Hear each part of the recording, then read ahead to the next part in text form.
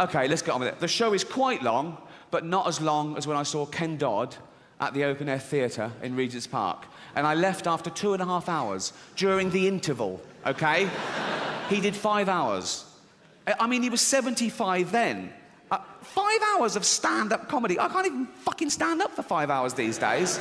And he bounced out. I mean, I went along somewhat ironically, but he is a legend. We got there, and I went along with a girlfriend, and we were the youngest by about 30 years, I think. Everyone else was like in their 70s, and they must follow Doddy around, and they knew they were in it for the long haul. They'd come in cagoules and pack lunches, right? And I don't know if you've been to the Open Air Theatre in Regent's Park, but it's like this, but without a roof, obviously. It's got a stage show and lights, and it's got fixed seating, okay? It's sort of like amphitheatre seating all the way around the outside, and there's nothing in the middle. They've just left that wild. You can't sit there. It's just like a, I want to say grassy knoll, but I'm not sure I know what a knoll is. I've only ever heard that when people are talking about the Kennedy assassination. I assume it's a hillock, but they didn't want to say hillock when a president's had his brain shot out because it's vaguely comical, isn't it? You go, the president's been shot. Oh, what, from where? A hillock? Of what? So they say knoll. And they go, oh, so you go, oh, no, who shot him and what the fuck's a knoll? It adds to the mystery. Anyway, so I looked down and I realised that one person, I use the term loosely, had sort of sat there, okay, and the security had let her and people were ignoring her. I thought, oh, anyway, she was a bit, right, and oh my God, she was, I'm trying to be politically correct tonight. I'm trying to avoid the phrase fat mental bird, but that's what she was. Why do people use euphemisms like that? They go, like they're trying to, but you've said it. We know what you've said mental. In fact, you've said it so more people can understand, the deaf and foreigners can understand what you're saying now. And they don't want to say fat anymore. They use euphemisms for fat. They don't want to say fat because it's a derogatory term. It's not, it's descriptive, okay? They say things like, oh, you know Brenda? No? You know Brenda. But big girl. What, 7 foot? No, not tall. But big, what does she look like? Oh, you know, she's clammy even in winter. Just say fat. You know Brenda. She's out of breath just standing up at her desk. Where was I? Oh yeah, Ken Dodd. Right. So, I'm at Ken Dodd. There's this big, fat woman sitting there. And obviously security, I assume she must follow Dodd round, because everyone's turning a blind eye, right? Even Dodd's ignoring. She's 20 yards from him, right? And she's, oh my God, I've got to use one of his words. She's blobular, okay? She's about 45, 50 stone. No, she's about 20 stone, and she's sat there cross-legged eating a packed lunch, okay? She's this like big white greying sort of t-shirt, and and wearing leggings.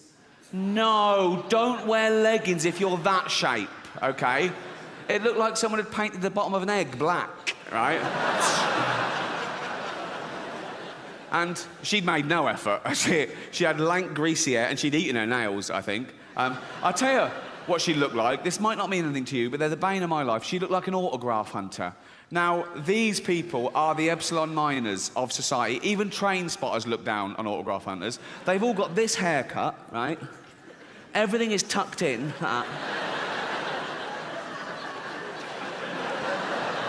They've always got like a satchel where they just rip things out of the Radio Times. Sign this, Ricky. Yeah. Sign this.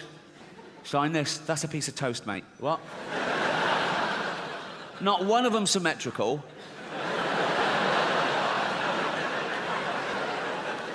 I mean, they're a mess. I don't mean their clothes. I mean their fucking DNA. It's just...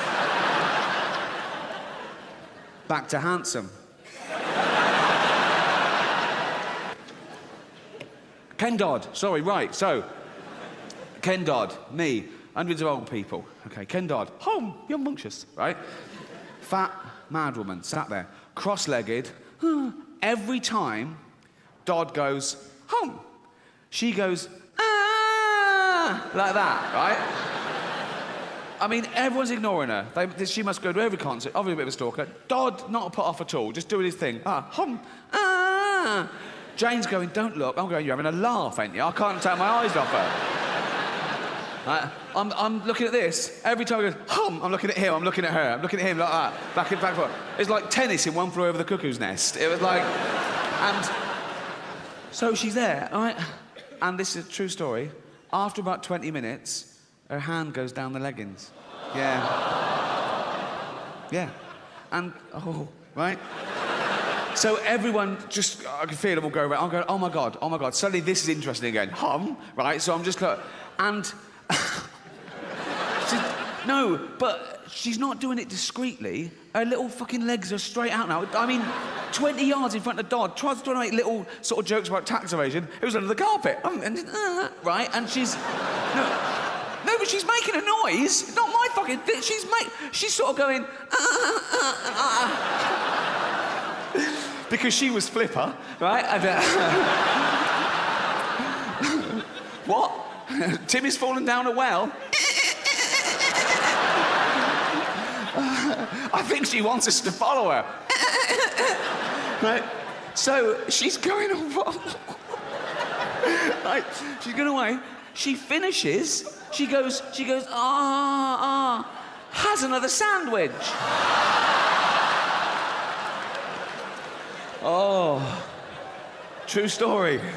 I don't know why I told you, but it's a truth. It's out of my head and into yours now. This show's called Science, by the way. They have had their fair share of sleaze, haven't they, the Conservative Party? And not like... I mean, all parties get a little bit of sleaze, but it's not like cool stuff like Labour, like punching a farmer or having 2 Jags. There's this... Do you remember that Conservative MP, Stephen Milligan? Found dead... with a noose round his neck, amyl nitrate laced orange in his mouth, bag on his head, laid his tights. I'll be honest, I think he was wanking. But again, freedom to do what you want, as long as you don't hurt anyone. I mean, he hurt himself, he went too far. That is the accidentally... that is the problem with the old asphyxie wank. You've got to get it just right, or you go too far and you actually die. And then your wanking days are over.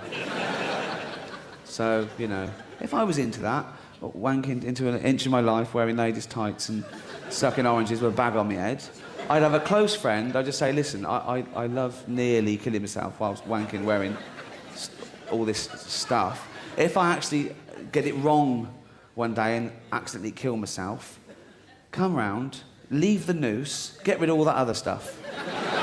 Just say it was suicide. And how do they know they're into all that? How do they first... Was he getting ready one day and he tying his tie, went a bit tight, went, oh. Fucking hell. And when they do that, they nearly die, and they get it right, and they survive, then they're swinging there when they finish, they get a glimpse of themselves in the mirror. Do they ever go, what the fuck am I doing? The first apocryphal tale or urban myth I ever heard was about masturbation. Not surprising. You hear those sort of things when you're sort of 14, 15, and that is a 14-year-old boy's main pastime. And it was told to us by a guy called David Beasley, and I talked about him on my Animal show.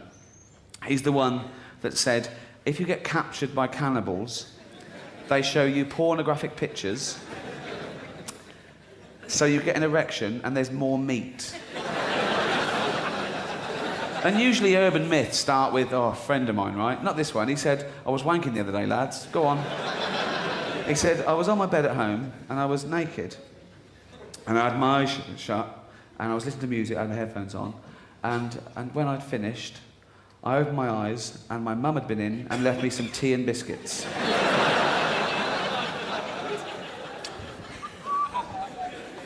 David, death. Oh dear. There's my firstborn. Whacking away like a little monkey, isn't he? Very proud of him, very proud of him. If he carries on like that, he's going to come. I better leave this so he knows his mother saw him. Think of that. Your mother walking in on you furiously masturbating.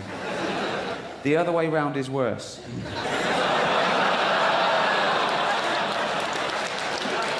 So welcome to my new show. A bit worried about what to charge. I thought 25 quid's a lot of money. And I looked at other TV comedians that were charging less than me, and I thought, well, fuck it, you get what you pay for. Some people charge 25. Jim Davison, live at the 25. Strictly no spastics. It's up to Jim, they put him off. It's a word you don't hear very often, isn't it? Spastic. Again, in the 70s, all the rage. No, but they changed their name. Not the society, individuals, they weren't... Well, you know what, I'm going to christen it. No. It was called the Spastic Society, and that was a normal word. And they changed their name to Scope. And they changed the name to Scope because spastic had started being used as a derogatory term, particularly in playgrounds. Like, bullies would pick on disabled kids and they'd say, oi, spastics. They changed it to Scope, and now that doesn't happen. It can't, does it? I mean, what would happen now if a bully picked on a little friend in a wheelchair, went, oi, spastic? Little friend in a wheelchair would just go, I think you'll find it Scope.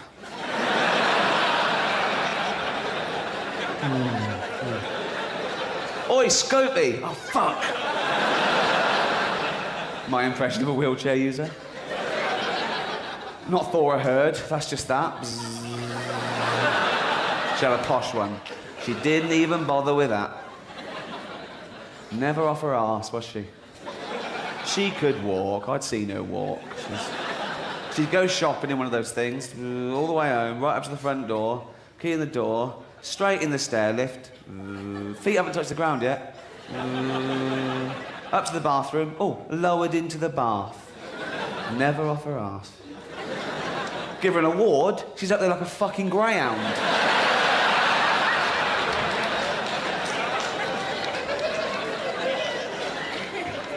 Same as that Stephen Hawking, lazy.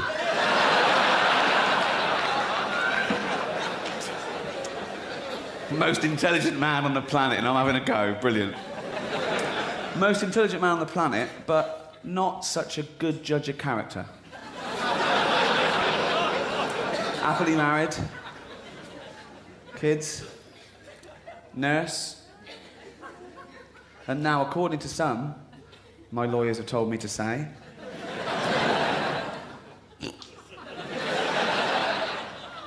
she leaves him out in the sun, she smacks him round the head for a laugh.